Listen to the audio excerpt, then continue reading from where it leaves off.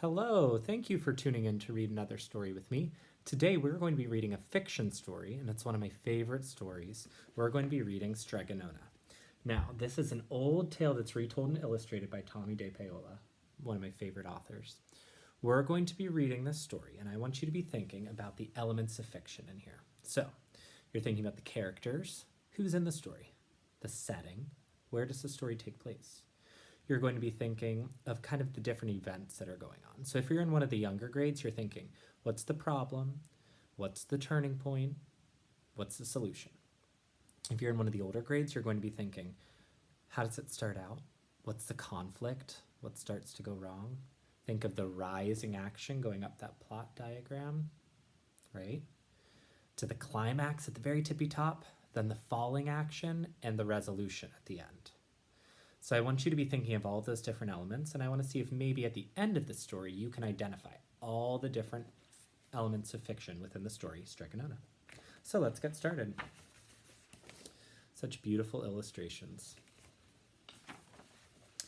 In a town in Calabria a long time ago, Calabria is in Italy setting, there lived an old lady everyone called Stregonona, which meant Grandma Witch. Although all the people in town talked about her in whispers, they all went to see her if they had troubles. Even the priests and the sisters of the convent went, because Stregonona did have a magic touch. Is anything wrong yet? No. She could cure a headache with oil and water and a hairpin. She made special potions for the girls who wanted husbands. And she was very good at getting rid of warts. But Stregonona was getting old, and she needed someone to help her keep her little house and garden, so she put up a sign in the town square. And Big Anthony, who didn't pay attention, went to see her.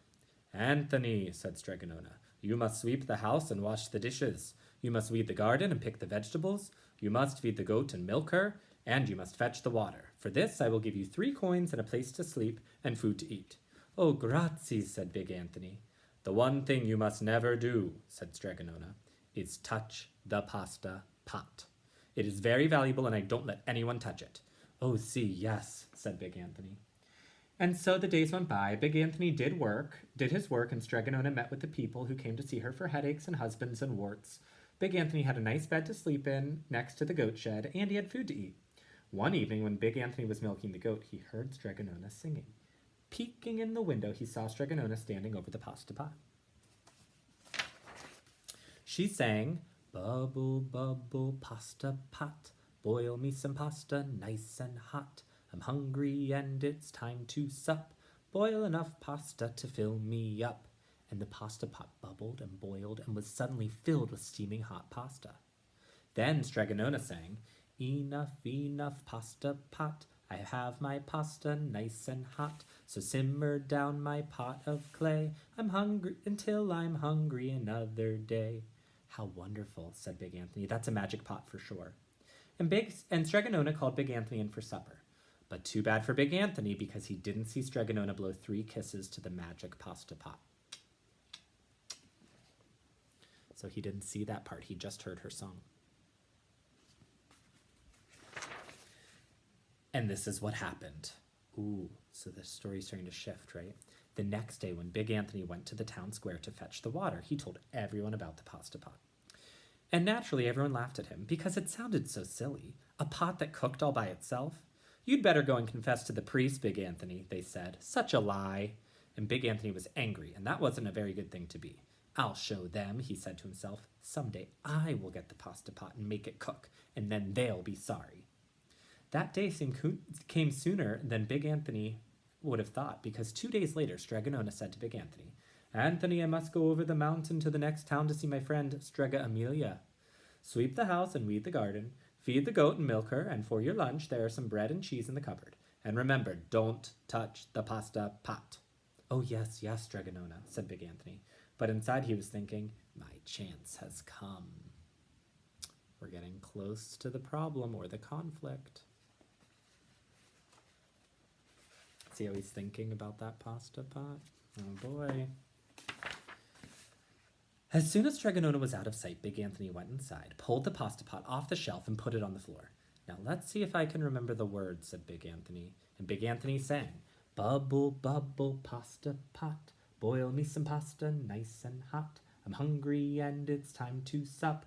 Boil enough pasta to fill me up. And sure enough, the pot bubbled and boiled and began to fill up with pasta. Aha, said Big Anthony, and he ran to the town square, jumped on the fountain, and shouted, Everyone get forks and plates and platters and bowls, pasta for all at Stregonona's house. Big Anthony has made the magic pasta pot work. Of course, everyone laughed, but they ran home to get their forks and plates and platters and bowls, and sure enough, when they got to Stregonona's, the pasta pot was so full it was beginning to overflow. Oh my goodness. Big Anthony was a hero. He scooped out pasta and filled the plates and platters and bowls. There was more than enough for all the townspeople, including the priest and the sisters from the convent, and some people came back for 2 and 3 helpings, but the pot was never empty. When all had their fill, Big Anthony sang, Enough, enough, pasta pot. Have my pasta nice and hot, so simmer down my pot of clay until I'm hungry another day. But alas, he did not blow the 3 kisses. He went outside, and to the applause of the crowd, Big Anthony took a bow. He was so busy listening to compliments from everyone that he didn't notice the pasta pot was still bubbling and boiling, until a sister from the convent said, Oh, Big Anthony, look! And the pasta was pouring out of the pot all over the floor of Stregonona's house and was coming out the door. Big Anthony rushed in and shouted the magic words again, but the pot kept bubbling. He took the pot off the floor, but pasta kept on pouring from it. Big Anthony grabbed a cover and put it on the pot and sat on it. But the pasta raised the cover, and Big Anthony as well, and spilled on the floor of Stregonona's house. Oh my goodness, that's a lot of pasta. Stop, yelled Big Anthony, but the pasta did not stop. And if someone hadn't grabbed poor Big Anthony, the pasta would have covered him up. The pasta had all but filled the little house. Out of the windows and through the doors came the pasta, and the pot kept right on bubbling. The townspeople began to worry. Do something, Big Anthony, they shouted. Big Anthony sang the magic song again, but without the 3 kisses, it did no good. By this time, the pasta was on its way down the road, and all the people were running to keep ahead of it. We must protect our town from the pasta, shouted the mayor. Get mattresses, tables, doors, anything to make a barricade. But even that didn't work. The pot kept bubbling, and the pasta kept coming. See, they're trying to block the pasta from coming to their town. We are lost, said the people, and the priest and the sisters of the convent began praying. The pasta will cover our town, they cried, and it certainly would have had Stregonona not come down the road home from her visit. She didn't have to look twice to know what happened. So we kind of have reached the top of the story. What's that called? Think about it. She sang the magic song and blew 3 kisses, and with a sputter, the pot stopped boiling and the pasta came to a halt. Oh, grazie, thank you, Stregonona, the people cried. And then they turned on poor Big Anthony. String him up, the men of the town shouted.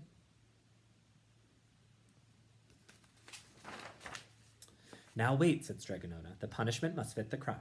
And she took a fork from a lady standing nearby and held it out to Big Anthony. All right, Anthony, you wanted pasta from my magic pasta pot, Stregonona said. And I want to sleep in my little bed tonight. So start eating. Oh my goodness. And he did. Poor Big Anthony.